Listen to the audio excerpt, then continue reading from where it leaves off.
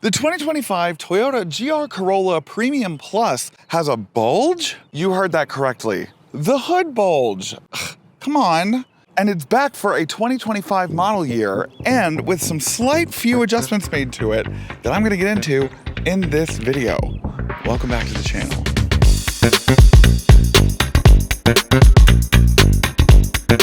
Welcome back to Sparkplug TV. My name is Chris and I do car reviews for literally everybody, not just car enthusiasts. And before I begin today's video, as always, please do me the biggest favor ever and like this video, comment something down below, subscribe to the channel, and hit that bell icon so that you get notified whenever I drop a new video, which is whenever I'm not shifting gears in the 2025 Toyota GR Corolla. Love that. Now, this is the Premium Plus, and it starts out and tops out actually at $46,000. It starts out for the GR Corolla in the core trim level for around $39,995. There's also the Premium, which is somewhere in the middle of that price range. Now, the difference is that it comes with smaller wheels and it doesn't have the JBL audio sound system or the carbon fiber roof option, but it does come with what you're buying this for, which is its ferocious 1.6 liter turbocharged 3-cylinder engine that was ripped straight out of the Toyota GR Yaris that is not available here in the States, but makes an incredible amount of power for such a small engine. This thing makes 300 horsepower and now new for 2025, 295 pound-feet of total torque. It's then tethered to this, the 6-speed manual transmission, or new for 2025, the 8-speed automatic transmission, which includes launch control. Also new for 2025 is going to be the newer style front fascia that has a bit more of an angular look to it that is also supposed to improve upon airflow and cooling capabilities. So that's interesting. And to be honest, I kind of like the way that it looks. I didn't really think one way or the other about the outgoing looks, but I kind of like it squared off a little bit more. It gives it a bit more of a modern appeal, and it kind of already adds to the Corolla and the GR Corolla's kind of design language. It looks nice. You know, and speaking to that, I cannot believe how cool they made the Corolla look, especially with all the body paneling, from the side skirts to the front and rear fenders, to the diffuser in the back with the 3 tailpipes, one for each cylinder.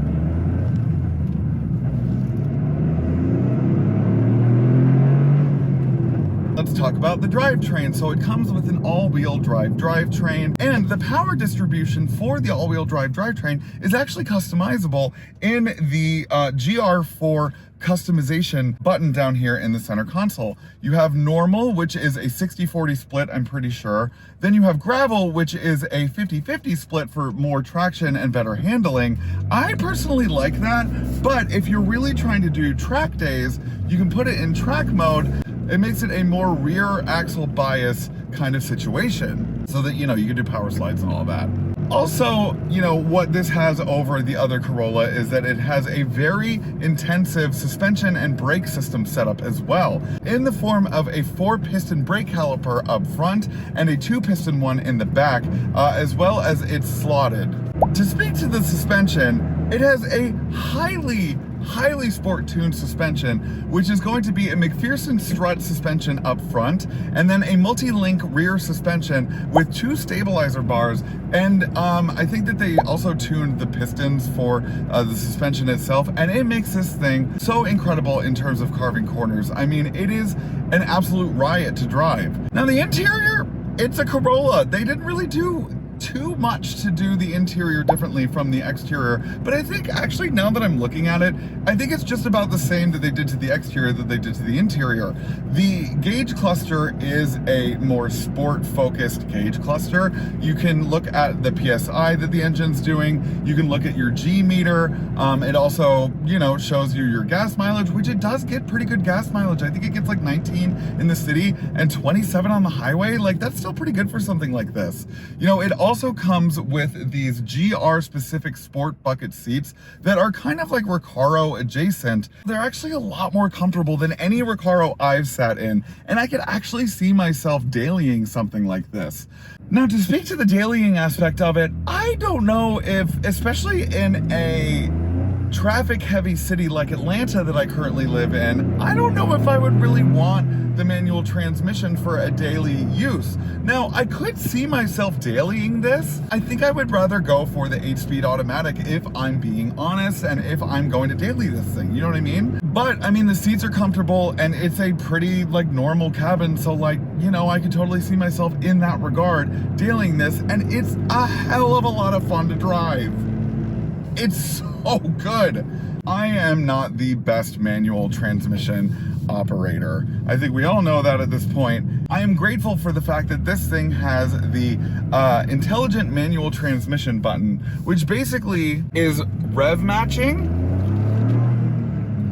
as well as a bit of a hill start assist for people like me who are not very good at manual transmissions, and it allows you to save your clutch and save yourself some grief by not stalling out at the light or stalling out in general. And it offers better and smoother shifts. You know, one thing I forgot to mention is the hood bulge, which I mentioned at the beginning of the video, which I cannot believe I forgot to mention that, but the hood bulge is also only available in the Premium Plus, which offers a more aggressive, sporty stance as well as some hood vents.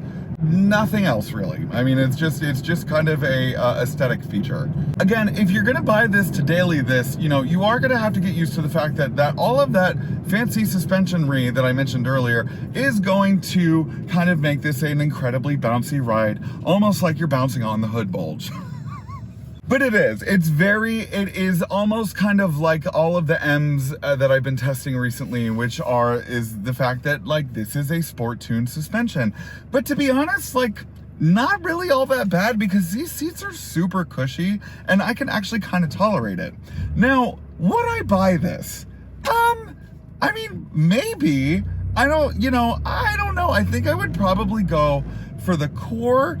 You know, and I think, what is this? I mean, like, what is this in competition with? It's in competition with the Golf, the Honda Civic Type R, the Hyundai Elantra N. Those are all reasonably priced. And this one is just a little bit more expensive, not by much, but it's still a little bit more expensive that I might want to look at something else. You know, especially because like the Volkswagen, for example, is extremely nice on the interior. Those things have been bred for competition style for as long as I can remember. These just came on the scene. That's not to degrade, you know, what this can do, because it's really good and it ends up being faster than even some of its competition, you know. But I mean, the price tag is like kind of hefty. I mean, especially like $46,000 for the top of the line. That's kind of a lot. I mean, you're paying almost $50,000 for a Toyota Corolla? I don't know. Other than the Supra, I have not experienced a Toyota that is so confident around corners, is so confident, and really good sounding engine too. I mean, I'm addicted to the way that this turbo 3-cylinder sounds.